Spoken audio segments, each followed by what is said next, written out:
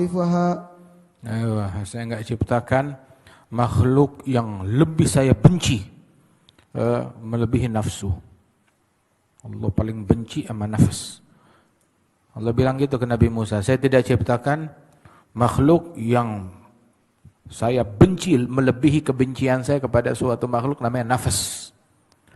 Kalau kamu mau ridhonya saya, langgar hawa nafsu. Nafsu mau apa? Ente bikin kebalikannya. Jangan kasih yang nafsu mau. Jangan turutin nafsu maunya apa. Jangan turutin. Selama itu nafsu, curigain. Tapi dia nganjurin sujud. Tapi dia nganjurin ini. Curigain dulu. Periksa. Pasti ada motif. Nafsu mendukung. Kalau nafsu mendukung, ayo apa? Lesh. Pasti ada motif. Di situ. Hatta ba'dul awliya was salihin selalu pergi jihad tiap tahun. Alhasil tahun itu dorongan nafsu mau jihad, mau. Kali ini dia diajak ke jihad, semangat nafsunya. Biasanya berat, ini mau jihad, semangat nafsunya. Bilang tunggu. Kok tumben? Saya mau jihad nih nafsu semangat. Direm dulu, nggak jadi.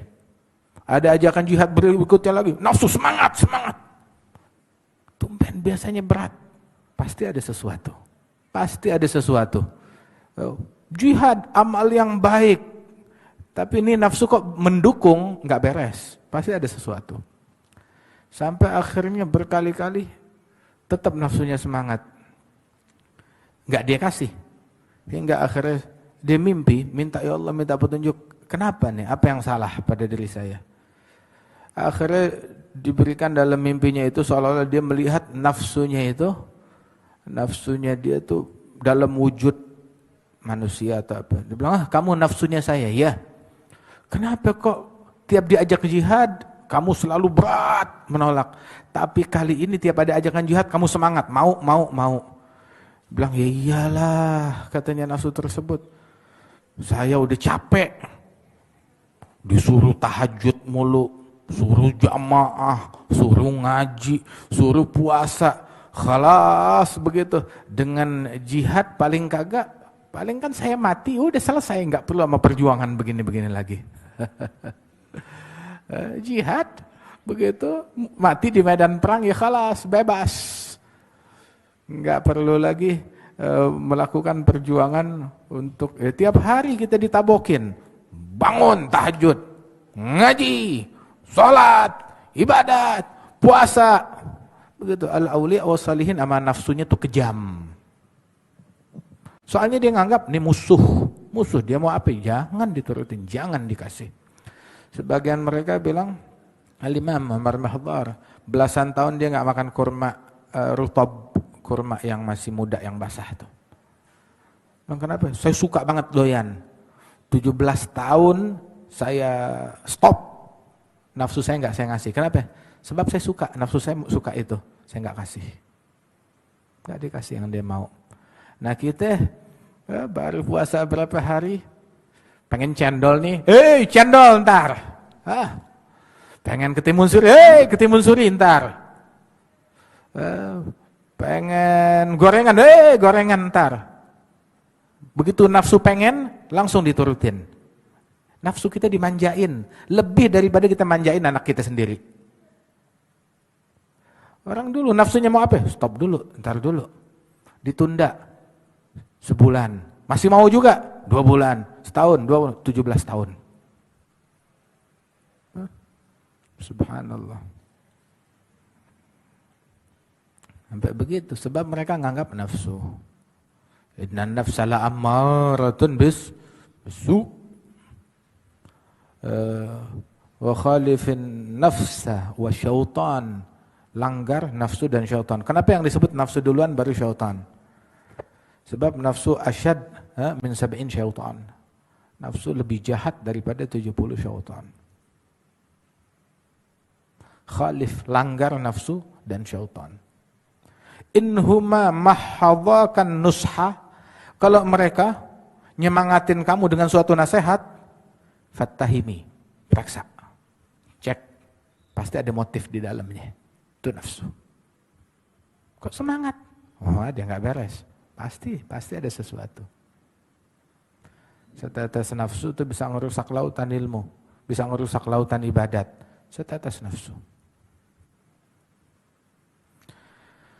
Ya Allah, ya waiha, katanya Imam Al-Haddad, Al-Habib Abdullah Haddad, wali, kutub, imam. Dia bilang, ya waiha nafsil ghawiyah, anis sabilis sawiyah, adhat turawwij alayyah, wa qasduhal jah wal mal. Ya Rabb, qad ghalabatni, wa bil amani sabatni, wa fil hududhi kabatni, wa qayyadatni bil ikbal. Qad ista'antuka Rabbi ala mudawati qalbi, fahalli 'uqdata karbi, fanzur ilal gham, yanjal. Insyaallah yanjalil gham wal ham. Nafsu saya yang celaka, dasar nafsu yang sial, yang membuat saya terjeblos di jalan yang enggak benar, membuat saya meninggalkan jalan yang lurus. Dia menipu saya, membujuk saya, mengiming-imingkan saya. Dibujuk, mengiming-imingkan saya dengan sesuatu, entar pakai kemasan agama, entar pakai kemasan kasih sayang, entar pakai kemasan ilmu, entar pakai kemasan, pakai syariat. Masing-masing tuh ada kemasan yang sesuai sama dia. Apa? Pakai kemasannya. Di baliknya ya itu nafsu. Di balik topengnya nafsu. Ntar dia datang dengan beragam topeng. Itu nafsu terus. Bukan di luar. Nih diri kita sendiri. Tujuannya ujung-ujungnya satu. Jah wal mal. Kedudukan. Kedudukan bukan berarti pengen tahta. Tapi pengen tempat di hati manusia. Enggak mau tempat dia di hati manusia tuh gugur atau hilang. Begitu. Hatta tempat tersebut di hati anak kecil, hati orang miskin, hati apa pokoknya ada tempat di hati manusia, ada jah. Suka kalau ada orang cium tangan sama dia, hadza hubbul jah. Suka kalau ada orang senyumin dia. Suka kalau ada orang nunduk sama dia. Suka kalau ada orang hormat sama dia. Hadza hubbul jah. Suka dipuji. Suka, senang. Suka dijenguk, suka didatengin. Hubbul jah. Termasuk suka kalau entar dia mati jenazahnya banyak yang hadir. Jamaah. Hadza hubbul jah. Syuf. Sampai dia udah niat begitu akan sebuah kecacatan setelah dia kematian. Setelah dia meninggal dunia, syuf. Oh, ntar kalau gue mati seneng ya kalau jenazah saya banyak yang hadir. Hadza hubbul jah. Hubbul jah. Hati-hati. Satu orang akhir hayatnya kehilangan husnul khatimah. Cacat khatimahnya dia. Kenapa? Pas banyak orang yang hadir begitu. Dia mau menyebut la ilaha illallah. Mati dengan la ilaha illallah. Biar orang-orang tahu gue matinya la ilaha illallah. Syuf. Jahat kan? Kemasannya la ilaha illallah.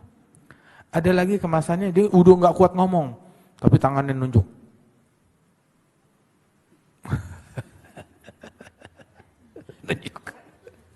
Nunjuk tangannya. Oh. Syuf. La ilaha illallah. Takut. Ya waiha nafsil ghawiyah, alis sabilis sawiyah, adhat turawwij alayya. Qad ista'antuka Rabbi ala mudawati qalbi, fahalli 'uqdata karbi, fanzur ila al-gham yanjal. Ya Rabbi ya khaira kafi, ahlil alayna al-awafi, falaysa syai' thamma khafi, alayk tafsil wa ijmal. Ya Rabbi anta nasiri, falaqini kulla khairi, waj'al jinanak masiri, wakhtim bil imanil ajal, wakhtim bil imanil ajal, wakhtim bil imanil ajal. Ya Rabb, bijahi maula Bilal wassadah al-kiram.